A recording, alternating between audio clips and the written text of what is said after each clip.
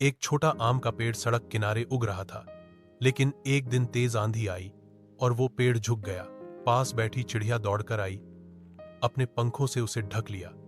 धीरे धीरे पेड़ फिर से सीधा हुआ और बड़े बड़े रसीले आम देने लगा। चिड़िया रोज आकर आम खाती थी, हंसी खुशी। लेकिन एक दिन वहां बुलडोजर आया और पेड़ गिरा दिया।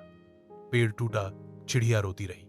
कुछ दिनों बाद वहीं एक छोटा आम का पौधा फिर उगाया, लेकिन चिड़िया अब भी दुखी थी, क्योंकि आपने अभी तक लाइक और सब्सक्राइब नहीं किया। छाइब